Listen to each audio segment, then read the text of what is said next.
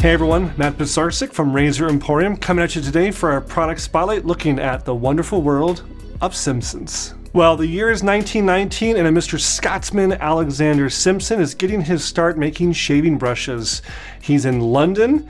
By 1929, he's at the British Industries Fair and he's actually exhibiting and it's getting more of a name. However, by 1943, these guys had their factory bombed during the Blitz over London. They had to rebuild.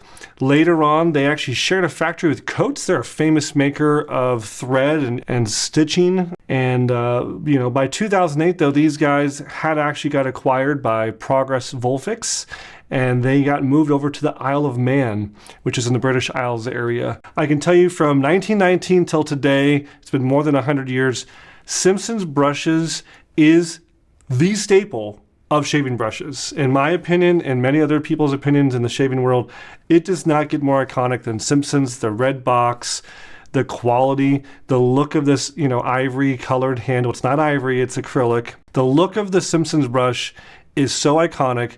I don't think there's any other brush that comes to mind when most people think of a shaving brush. It is the staple, and for good reasons.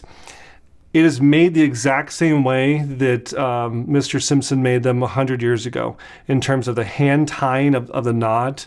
These all get hand tied, formed. The way that the lathing and the turning of the handles, the logo, the names. I love all these different British names on here, Berkeley and Duke and Commodore.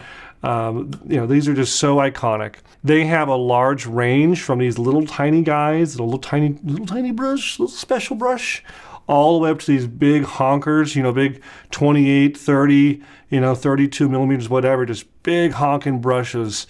So if you want big or small or something in the middle, they got one for you. Now they did recently introduce the line of synthetic brushes. That's like this guy over here. And this is what they're calling the platinum fiber. And I think they make a really, really good version of that. It's very tight, very full knot. And the technology for synthetic hair in general has come such a long way. Even in my brief, 15, 20 year tenure in this world, I've noticed a difference. At first, these were almost like fiber optic cables, really thick, nylon. It just was, didn't look real, didn't feel real. But now these actually have that natural taper of a hair.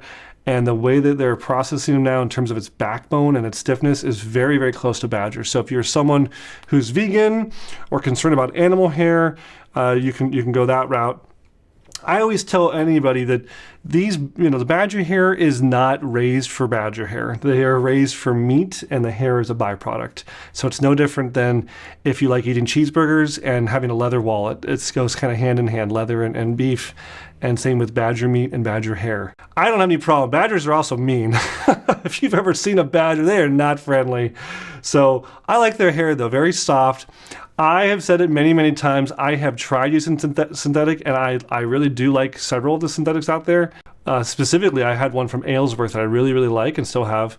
But I have always been a Badger fan. I find it's that perfect balance between that stiffness like the boar, the softness like the synthetic. It's right in the middle where it's got that soft and stiff. I like that slightly scrubby feel, when you're making the lather. And I think that the Simpsons does it best. I'm such a big fan. I love stocking them. We've had them in our store for years. And in fact, I don't think I've ever brought the entire line out like this. We even had a couple we didn't even have room for on the counter here.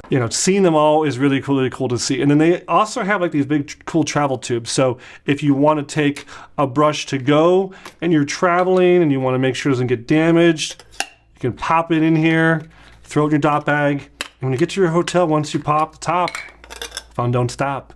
You'll be able to shave in style, and it's really, the cool thing is also it's got the little cap on top with the hole, so it can actually dry out. Let's say it's the morning you got to leave for your flight. Oh no, the brush is still wet from the day before that morning. Throw it in there. It's all good. It actually will dry out naturally.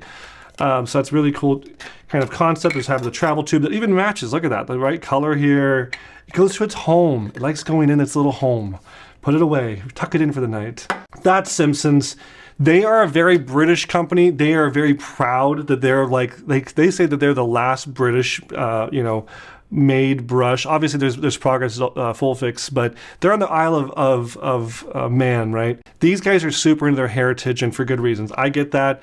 You know, our company is not 100 years old. I'm already all about, yeah, like we've been around. These guys have been around. I mean, these guys have seen the wet shaving world go from just what everybody did. Everybody had a shaving brush in 1919 to, you know, everyone's going to electric and cartridges, and now they've seen it all kind of come back again. So they've been around. They're not going anywhere. Simpson's brushes, it doesn't get more classic than this, guys. So if you haven't already done so, get one, let it grace your shaving den. You will thank me, and I think you'll really enjoy it. That's all I got for today's Spotlight. If you have a Simpson's brush, if you've used one, what's your favorite one? Tell me below in the comments. I want to hear from you.